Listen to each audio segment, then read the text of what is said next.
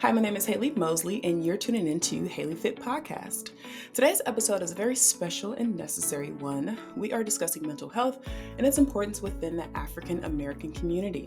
And help me out, I have with me Dr. Carla Michelle, a life coach who helps high-performing individuals successfully find harmony in their lives and in business. So, welcome to the show, Dr. Carla. Thank you. You're most welcome. So let's just jump right into it. So I want to talk about age demographics of people who are seeking therapy. What are some of the most common age groups who do seek therapy today? Well, I would say we're getting a lot of the younger generations because of all that's happening. You have in the school shootings, or we have a lot of the influence from social media, and it's become more accepted since COVID and how we saw with the pause of the world how much we had to deal with ourselves or how much we didn't know about ourselves, and seeking more self-awareness and dealing with stress. So we have the younger generation, but I would still say if you go millennial, if you go Gen, I don't know all the gens. So Gen Z is the younger, right? Yes. We're seeing more of that, and still people are sitting on their own, and wanting to do it their own way, but I think we see a much more younger crowd as well. Yeah. How do you think we can get, I believe they're called baby boomers, the 40s, the 50s, the 60s, on board for therapy? When you get to that age group, you probably think you know it all, and you don't need to talk about things because you're learning to do it by yourself, right? You become this silo. How do we get them on board is, because I work with that age group as well, and it is, usually I have to sneak it in. Because if I'm working with you on your professional development, I believe you have to work on that whole person, so I can kind of push that in there when it comes to the personal development and really find the historical trauma, and I don't use that word, but it is a lot to do with that with them. And figuring out why they do the things that they do. So how do we get them in there is probably a little trick. It's like we're going to talk about something else or someone else's problem. We're going to talk about your child's problem, or we're going to talk what's going on at work, and then get in to see that let's talk about you. Yeah. It's almost that. Got to sneak it in there. Outsmart them. Yes. So you said Gen Z and millennials are more accepting of therapy these days. What do you think about the pandemic affected us to seek therapy?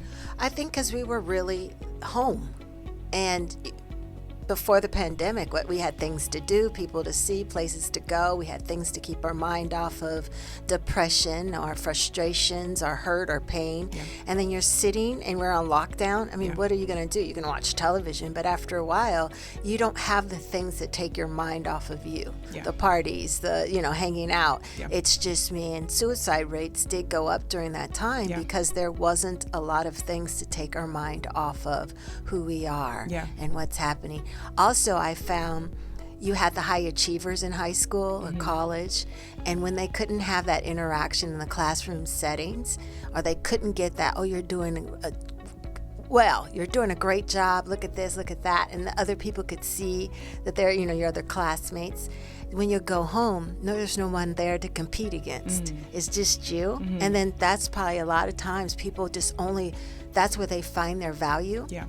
Is you seeing how great I am, because at home maybe they don't have a parent telling them they're great, or maybe things are really rough at home, and they were able to find themselves. So I heard a few stories about kids, high schoolers in college, not having that validation anymore, and it really showing why am I here? Sadly. Yeah. Do you think that therapy gives us a form of validation? I think it should. Okay. I think it's, I think in some form, you don't want to go to therapy to be beat up. You're already coming in pretty bruised, right? I always say if you could see us in a spirit, as a spirit person, a lot of us are beat up, right? And bruised, and eye is black and arm maybe dangling, but we able to show up in a way and present in a way that looks like we're okay. So I would hope therapy is a place that we can feel validated and said, say, great job, or I see you're changing, or I see the growth, right? That's what it's about. I think about my own experiences in therapy, and It's funny because I'll say something and I'll have a vulnerable moment, and like I'm expecting them to be like, well, you shouldn't have did it like that. And maybe because I've had some of that in my childhood or growing up, but it's always like, you're okay to feel that way.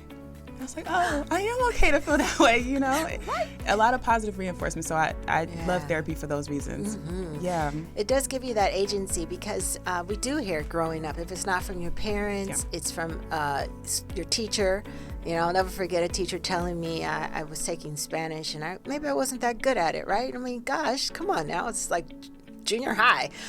And she told me after class one day, I was going into high school, she goes, you know what, you need just to give this up. You're not good at it.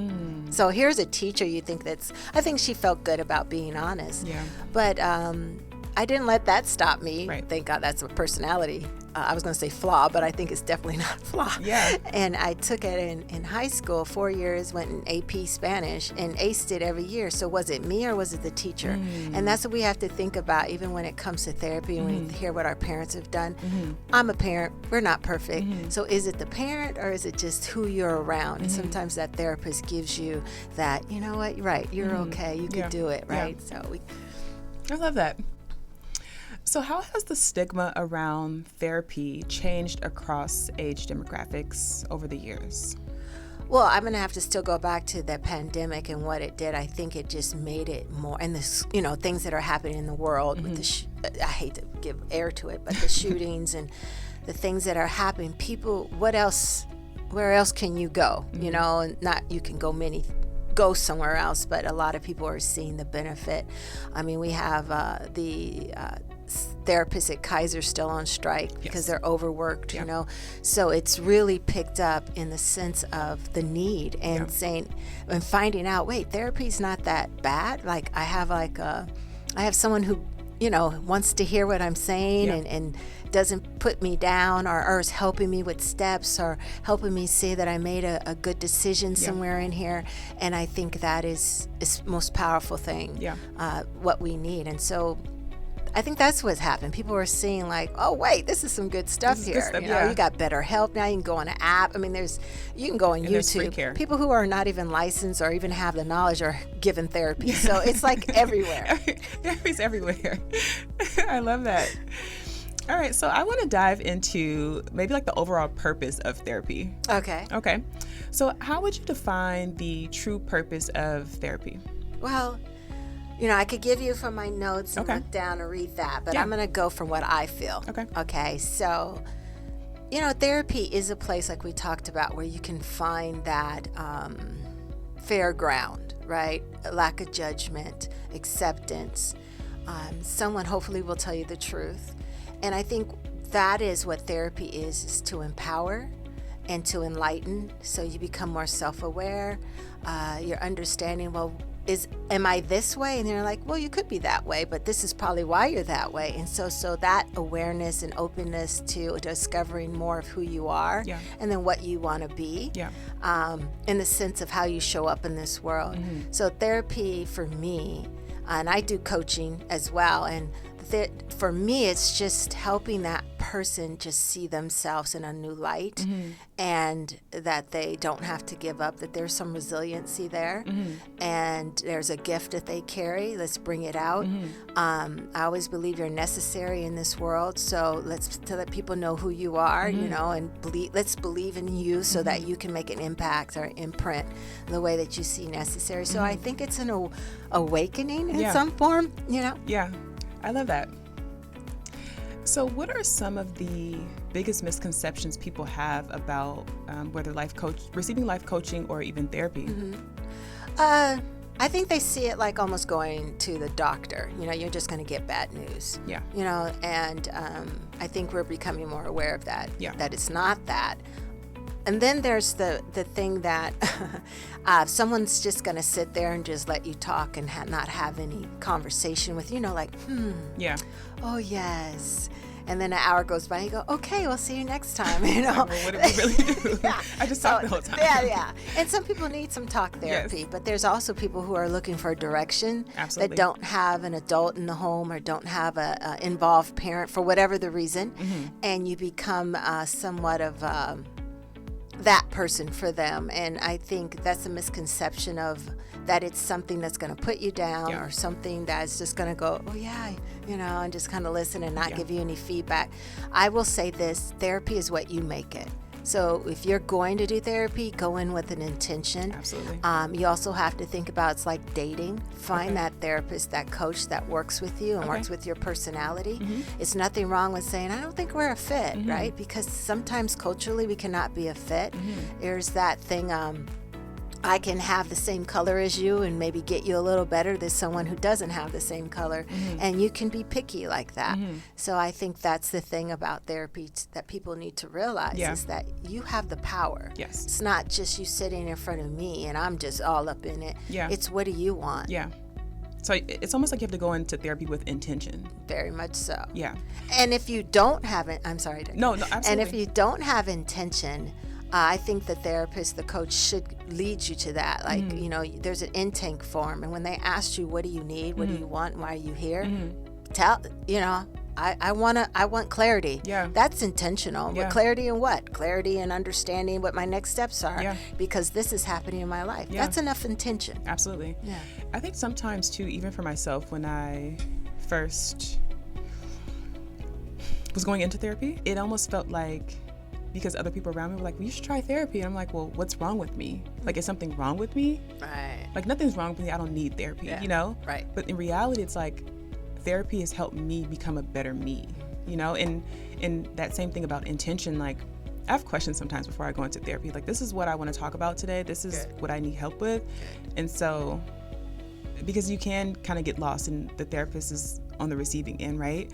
But if you go in with intentions, like, okay, I'm kind of navigating and guiding this session, essentially.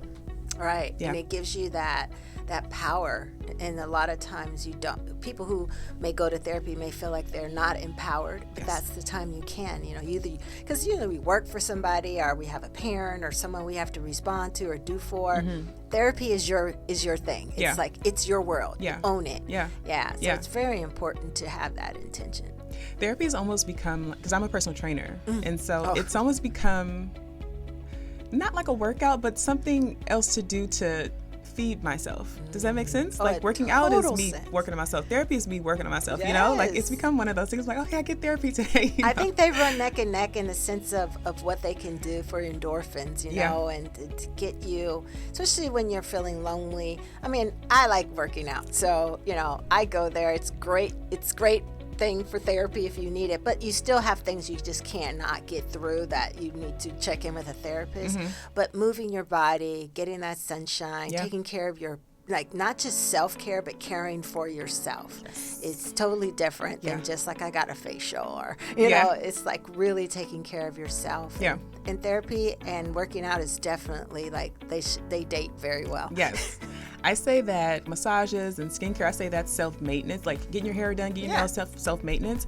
Therapy, working out, I feel like that's self-care. Right. The inner work feels like self-care to me. That's that inner work, right? Because you can go get your hair done and still be sad.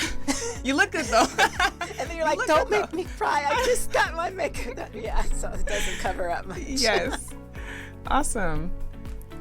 So how can therapy help people who, this may be a little heavy, but who do not have a diagnosed mental illness, or who do have one? Yeah.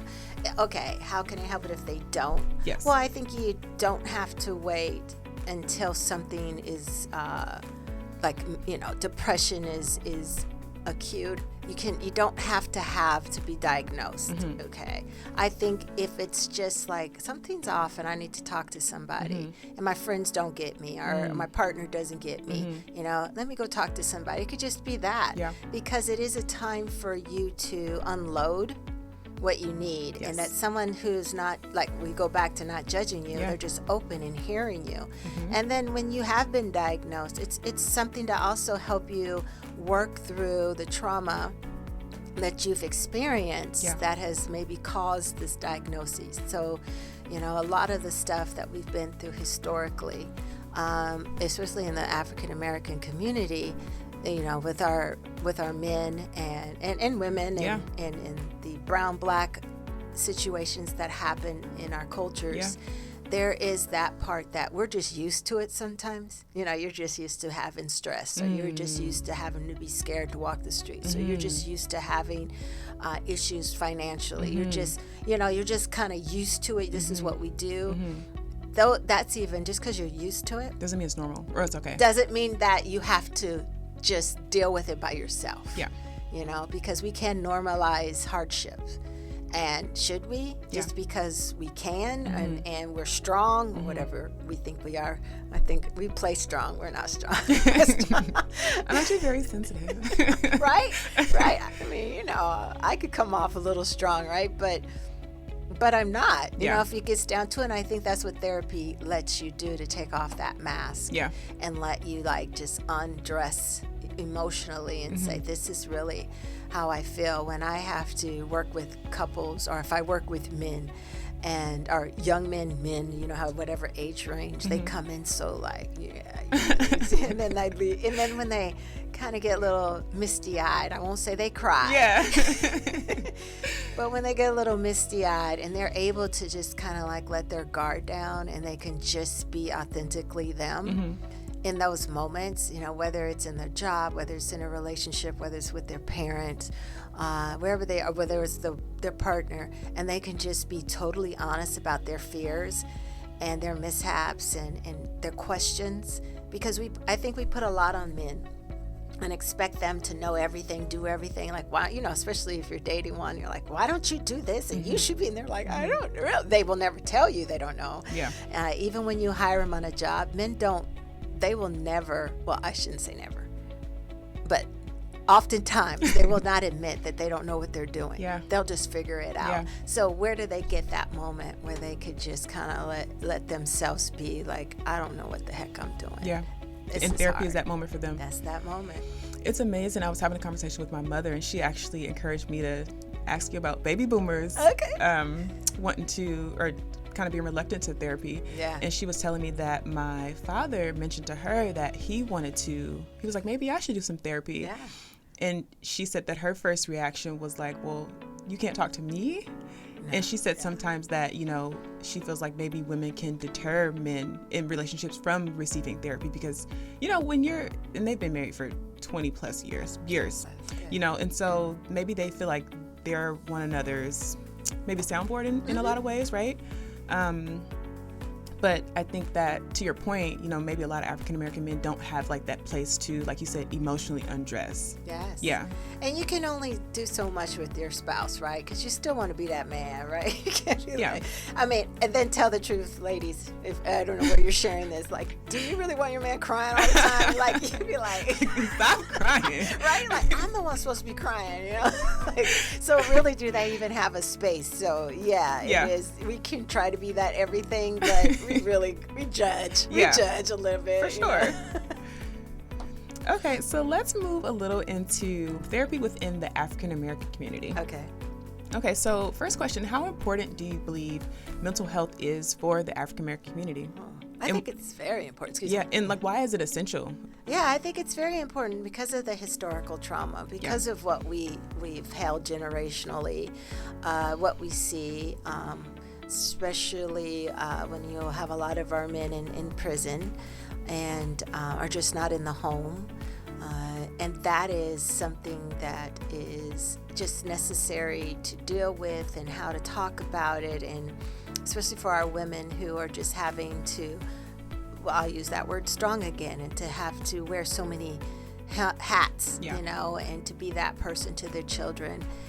That's why we need to really have those moments so that we can unearth the packed dirt that we just keep stumping on to get higher, and stumping on just to survive, and stumping on just to see the light of day, and waking up and just trying to do it ourselves, I think it's important because there's some hardships that we experience even being in the workplace. Yes.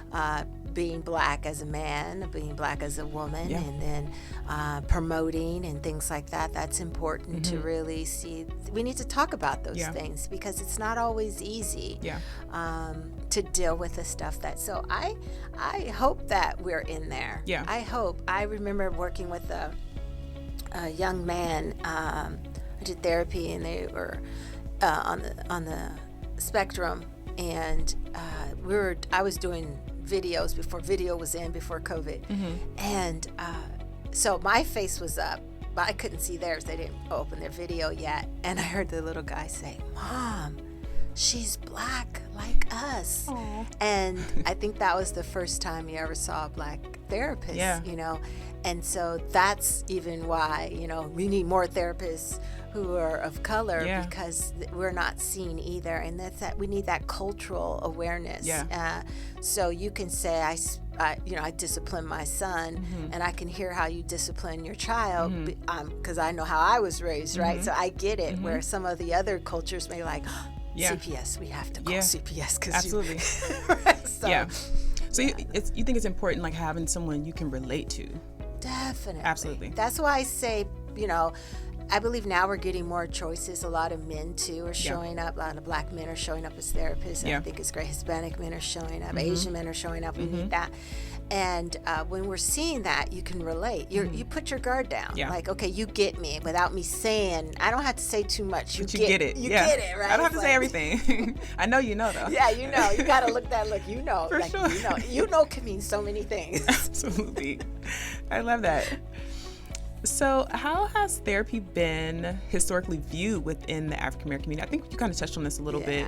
But I would say a little bit more on that, because there was a time when, we were used as guinea pigs in the medical field, right? Yeah. And I think that for our older generation will stop a lot of seeking therapeutic help or even want to go to the doctor. So they don't want somebody in their mind, per se. So we're still recovering from distrust that you're not using this against me, that this is something that's not gonna harm me. And so I think that's still something in a lot of the older generation of why, we just deal with this ourselves. And then we have to remember the older generation, and many of us were born in church, right? And so you have your faith. Pray about it. I got Jesus. Yeah. I don't need no You need Jesus and therapy. You need Jesus and Ritalin. Jesus ain't getting through. So Okay. you might need somebody face to face. Just to be a little transparent, when I was a child, very hyperactive, wanted to talk to all my classmates. My mom took to the doctor and they assumed that I had ADHD. I believe they tried to put me on medicine. My mom wasn't really for it. Like, my mom was raised in the church, apostolic, Christian, wore skirts to school, couldn't get my ears pierced, church on Sunday, church on Wednesday, church on Saturday, just very, very Christian by the Bible, right? As I've gotten older, especially this semester, it's my last semester in school. Thank you. I was in the classroom searching TikTok, then I'm paying attention to the teacher. Now I need to go to the bathroom. I'm like, something's up. There's too much activity here. And so I decided to go back to the doctor to talk about ADHD, and now I do take Strattera. It's a non-stimulant for ADHD. And in addition to going to church, in addition to praying, and I think that, like you said, in the African American community, even though we have church, we still are human. We still have to deal with the human side of ourselves. So. That's very good that you went back and saw it for yourself. And I think, there's what can we say against that someone's looking for that support and help because you feel it. It's like, I just need that support. If someone needs to be on some type of medication to help whatever, to calm the nerves, to help you think clearly, to help your stress level, then, go. I'm all for it because that is what you need. Yes. Right? It's just nothing wrong. I mean, lay hands on me. Yeah, if that's going to get rid of it, I'm ready. I'll take that too. Yes. But in the meantime, how about we work together with, some prayer and some prescriptions. Yeah. And I think that, like I said, I feel like my generation, we've accepted it a little bit more, but there's still a lot of us who are like, I don't need that. That's for other people. Or that's for other cultures. No, it's for us. Yeah. And how do you know until you try it? Because you don't even know how you're going to feel. I've had many people like, man, okay, I knew something was up, and then they get, something that helps them out, whatever it is, if it's ADHD or depression and they're like, wow, I felt like so much better. I feel so much more clearer. I'm sleeping better. So the life is better because of just, trying something. You don't have to stay on it. If it doesn't work, it doesn't work. I remember going when I divorced and I needed a little something. I didn't know I needed something until I was at the doctor just for my regular checkup and I just cried. I couldn't stop crying. She's like, So this is what I'm recommending. You want to try? It's like, oh no. First I was like, no. Yeah. And then this is before I did all their, schooling and training. And then when I did it, it was like very small, like 5 milligrams. And then I was like, oh, yeah. This is better. We're getting work done. There I am. Yeah. Because I still had to go into the divorce. I had 4 kids, still had to work. Yeah. I was going to school full time, So, yeah, I literally, Halee, I was watching TV and things went black and came back. That's how stressed I was. I was like, I didn't blink. It was just, that's how much stress I was under, not sleeping. So, yeah. Yeah. I hope this helps somebody and encourages somebody to seek help or, Right. to release the stigma around it. Yes. Yeah. What barriers prevent African Americans from accessing therapy? Yeah. So that takes us back to that. I think it's a lot to the trust, spirituality, religion, what people think, what my mama think, Yeah. what my spouse or partner thinks. Yeah. I think it's just that judgment. Yeah. I think that makes you reluctant. And then, like I said, it's still the face. Will someone get me? Is the culture, cultural connection that can hinder. And then cost. Sometimes if you don't have insurance covering it, you're out of pocket. And with that, you find someone on a sliding scale. There's a lot of companies or practices that work with sliding scale according to your income. And there's some people who will do it, free, to help you if you're in that way. So I would say, whatever the hindrance is, just push past it and do what you need done so that you can feel better. Yeah. And it's not a quick fix. I have to say that. It is a commitment to work through something. Yes. I think about when you say it is a commitment, it's not a quick fix. When I first went into therapy, even probably the first year, even 2, I thought why isn't it working? What am I not doing, And I think once I started becoming intentional, I'm like, okay, I'm gonna try therapy the right way this time. I'm going with questions. This is what I'm noticing about myself or in my life, whether it be dating, whatever it is, right? I think it takes knowing yourself, because if you don't know yourself, you can't help somebody else know you, And I think that's what's really helped me. I have to journal everything. And I'm like, okay, I'm seeing a pattern here. So let me talk about this with my therapist and see how I can give me tools to essentially handle that, right? And I think that's what therapy has really done for me. It's given me tools where I didn't have them before, and it's been life-changing. Yeah. I like that, being intentional, and knowing yourself, because think about it, a lot of us, a high percentage, we don't know us. Who are you? Who are you? Yeah. I remember someone asked me that, in a relationship, what do you need, right? And at that time, that was years ago, I'm like, oh, gosh, I don't know. I know what I don't like. Yeah. Right? Yeah. So sometimes it's the opposite of what you don't like. Yeah. But when someone says, what do you need? Yeah. It's just I don't know. And, and those are the questions we're not raised around to ask. You usually just do what I say. Absolutely. Why you don't think, just do what I say. If you have that kind of parent in the house or school, we're socialized to wake up, go to school, be in class, go on a break, go back to class, get a lunch, go to class, then go home, do the thing, right? And then we get a job. It's wake up, sit on a desk, go take a break, come back, go to lunch. It's like school. And so it's just the whole thing that we're socialized. So when do we get to really understand who we are? Or just sometimes I don't think we're all robots. A little bit. Feel a little robotic. Yeah, absolutely. It's don't think, just do, just follow this pattern. And then I think that's why it's hard for people to be entrepreneurs and I was just thinking that. Because we're socialized to work. Wow. I was just thinking that because I am an entrepreneur. And that gives you a lot of freedom. It gives you a lot of time to discover yourself. It gives you a lot of almost jurisdiction over your own life. Right. Whether opposed to working for somebody else or a company. Right. Yeah. And if you want that money to come in, you're going to be very creative too. So you're using a side of your brain, you're using the right brain to be creative of what can I do now to have this income? So we're so limited just being under someone's umbrella of I think it's great if some people never want to work for themselves. I have no problem, but there's so much more life. Yeah. When you are able to use all of you. Absolutely. And knowing what you want and what you want to bring in the world. I agree. even to your point, when you said someone asked you, what do you need in a relationship? I think I just probably this year was able to answer that question. Like, this is how I need to be loved for this to work. This right? is, and I think I've How powerful, right? That's very much so. And you were like, if you can't, then Then we're going to have a problem. No, actually. Right? Yeah, actually. You can't see her face, but it was like very serious. Like, actually, yes. And that's helped me tremendously. Cause like, oh, I know what I need now. Because there was a point I didn't know, and I'm like, oh. You know, Halee, sometimes we know what we want from a job more than we want from love. Yeah. You know, because we'll interview, oh, I like this job. It has this. But we fall in love. We're like, I'm just in love. Why? I just am.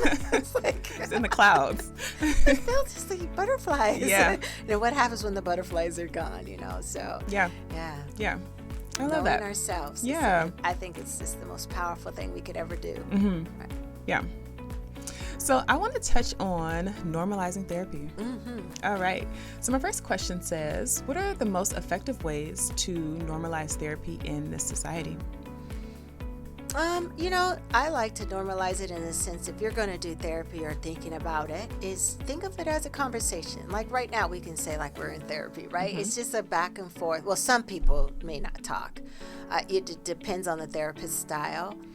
But it should be a communication. And, you know, you were saying, you know yourself and all that. I think it comes with time, because as you said, you didn't know yourself. You journaled, you did things to help you understand who you are. So how can we normalize it is it's like a conversation. And if you're one that's not much of a talker, then find something that works for your personality type. And you probably are a talker, just no one ever listened. And so it's just time you're going to be heard and you're going to have a lot to say. Yeah. So you can normalize it that way, knowing that it takes time. Yeah. It's a process. Yeah. It's not going to happen in one session or 5 sessions. Yeah. People think, can I just have a couple? Like, yeah, but we're not going to get to the root of anything. Yeah. So just know it takes time, and it is the best thing you could probably do. I mean, there's other things, but this is one of the many best things you could do for your life to help you find you. Yeah. What would you say the timeline is if someone were to ask, say someone's coming brand new to you, like what's the time frame for them to, I guess, get the care, get down to the root cause of whatever the trauma or the issue or... Well, if it's like something that's happening very present, like say a breakup, or you lost a life, someone has passed away, or there's trauma in the family that you're ready to deal with. So there's some things, if it's just a situation and you just need an answer and some direction, that you can do that maybe 90 days. And I hate to put times out there because people are like, I only need 90 days. The therapist said 90 days. Yeah. But that's like a jump start. Okay. So that's a jump start into continuing, because that can just kind of dig around and find some things that help you go, those aha moments. Absolutely.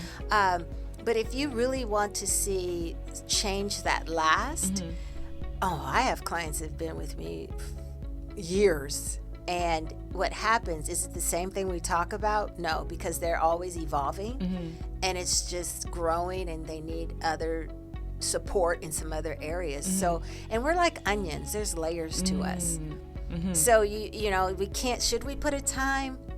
I think people really stop financially more than because they're done. It's not really, it's like, this is whatever. I'd rather spend my money on whatever and not myself, which should be the opposite. Absolutely. So timeline, I would say if you want to jumpstart, 90 days. But what does 90 days look like? Is that every week in those 90 days? Or is it every 2 weeks? Yeah.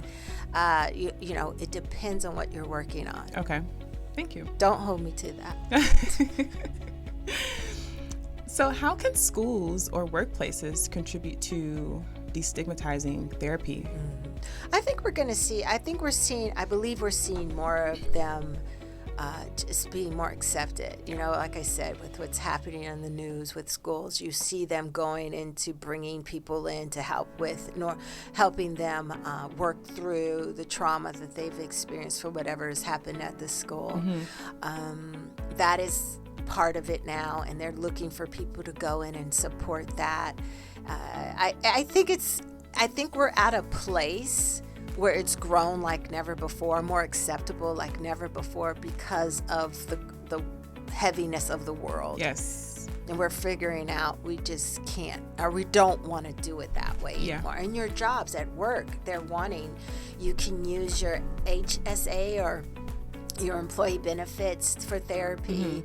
And I don't know if people know this, because a lot of times it will cover all of it. I mean, they let you go see a lawyer for free, you know, so there's a lot of stuff your job may cover. So I think that's how they're opening up, like, this is for you. I just did a for lack of a better word, a workshop right before the election, and this particular company gave their employees the week of the election off. Well, they work from home, and they bought me in the day before, and we talked about how to take care of yourself during this time with the election. And I mean, people with different beliefs. It wasn't just, you know, one candidate over another. And then how to have the hard conversations with people about your beliefs and how to take in what they may have. So how to communicate, and you know, so it was so that's a company seeing that there's a need to bring somebody in and help us prep for what's to come. So I think it is much more open. Nice. How do you feel like social media has played a role in people receiving therapy? Or everybody's a therapist.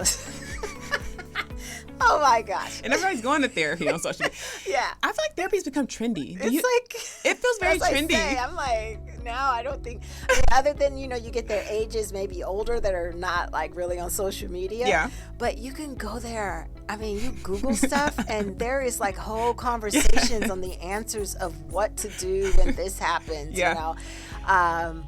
I think it's there for you. It's there for you. If it's affirmations to how to deal with different attachment styles, how to do what to do after a breakup, what to do. I mean, it's like, if you don't, I mean, you still got to watch the source, but it's there. I think it's so normal. So much information on the internet. Be careful though. How can we reframe therapy as a proactive tool rather than a last resort?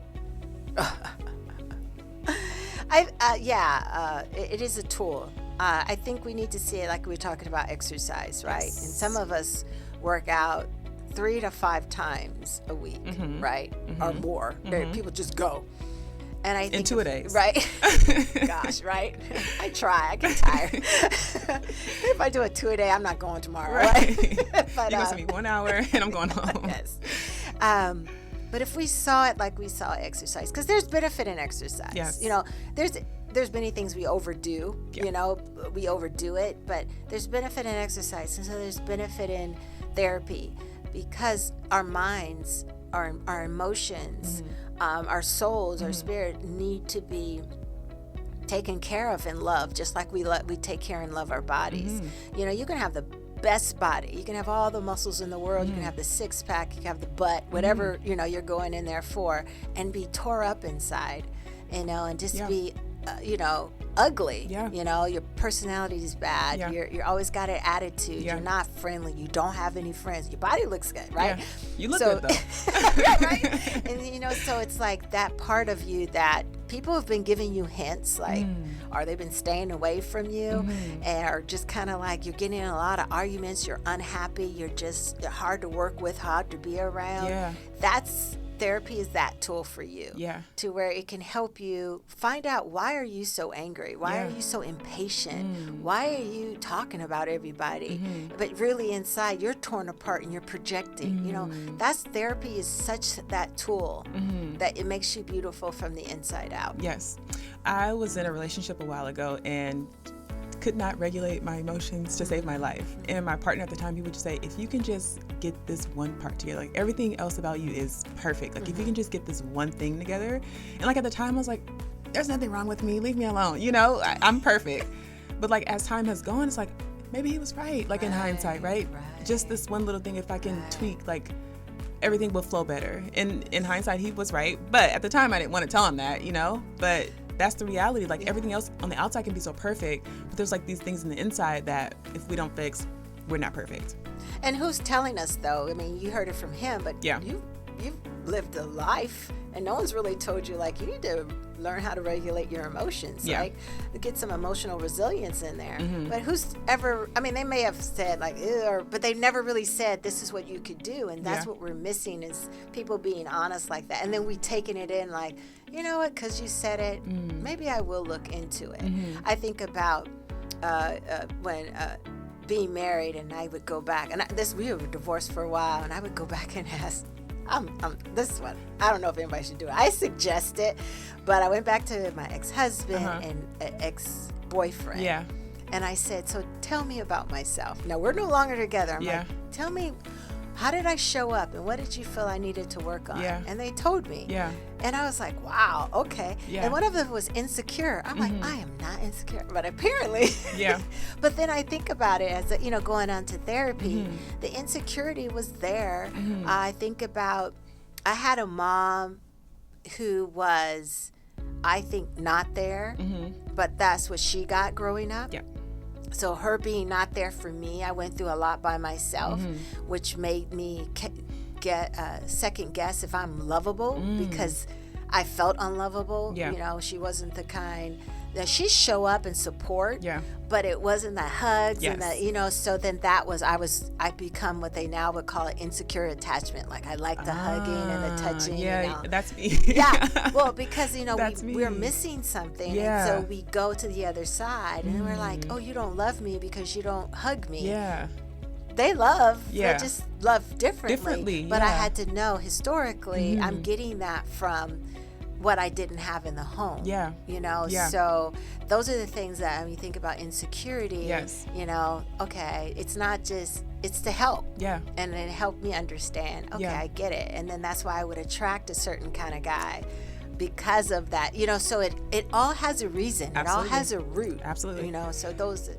So did you attract like avoidance? Oh my gosh, yeah. But I could call them out so now, and I still kind of see that. Well, the funny thing, I ended up marrying a personality type like my mom. So Okay. my ex-husband had same ways like my mother, which people say they marry their dad. Yeah. I married my mom. Many people marry their mom. Yeah. I found that out in counseling. So yeah, because then I learned, I got used to the avoidant, and then if you were too much on me, it made me pull back because that's how I was used to. So you have to rewrite that narrative to where you become just that secure attachment where you go in and out, and it's not always like, oh, you like me and I run. I always say I have to like you first or I'm not gonna like you, because if you like me, it's too much. So Wow. I had to learn. I'm just talking it in. I had to learn to Yeah. and it's so deep rooted in you don't even realize that's what the issue is. Yeah. Because that's just how you are. Yeah. But no, something needs to be worked on. I For won't say sure. something's wrong, just something needs to be worked on. Yeah. Have you ever read the book, I believe it's called Attachment Styles? In the book, I noticed that they say, even if you have an insecure or an avoidant attachment style, it's not necessarily wrong. You just have to know how you need to be loved. Yes. Do you think that's true, or do you think that everybody should aspire to be a secure attachment style, or should we just try to work with what we have? Like, what's your take? My take is, I think there's moments of insecure attachment. I think there's that moment. Secure is a great base. Yeah. But things happen in life where you need someone a little bit more. You may come out, but just be aware. I still think it's an awareness of that you're doing it, or an awareness that you're being avoidant. I think it's just working within that frame that you can be fluid sometimes. Don't be so hard on. We're not perfect. Right. We're not machines. Right. So we're gonna fluctuate. Yeah. It depends, right, on what's happening in our life. What happened? Yeah. Did you have a big moment and you're insecure attachment? Okay, it makes sense. Yeah. Yeah. So it's like, give yourself Some grace. It's like, geez, if we try to walk around be perfect, we're so unhappy.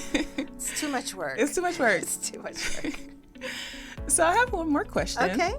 So what advice would you give to someone who's hesitant on starting therapy for the first time? Like I say, if you're hesitant, ask yourself why. Find out, why am I hesitant? Do I feel like I'm not ready to be vulnerable, or they won't get it? All those questions we do when we want to hold ourselves back from our greatness, right? We ask too many questions that keep us stuck. And if it's something that's really just keeping you stuck and you really can't answer it like for a good reason, I think that's a reason to look into therapy. And then what kind of therapy? You know, you can always, like I said, shop around, find someone who fits. Always ask, and if they don't do this, they should, for like I give clarity sessions, like we can talk like 15 minutes and see if we're a fit, see if I can help you, see if I want to work with you. I got that right too, right? Absolutely. Or if I need to refer you to somebody who is more focused on what you need. I think we make it like it's just you're stuck and this is how it is. No, own it. You know, own what you need and look around and find someone that fits you. And if you think like they kind of fit you and you haven't found, start with them, and then you never know what opens up for you to move on. But I think that is, if you're hesitant, if you know deep down you want it and you need it, please do it. Please do it. Well, thank you so much for coming on to the podcast. Can you let everyone know where they can find you? Yes. Okay. Let's see. My website is drcarlainc.com. That's drcarlainc.com. I am on Instagram at Miss Carla Michelle, so MS Carla Michelle. And where else? I am on LinkedIn, Dr. Carla Michelle, and you can always email me at hello@drcarlainc.com. Thank you so much, Dr. Carla. It's awesome having you. It's a pleasure. Thank you.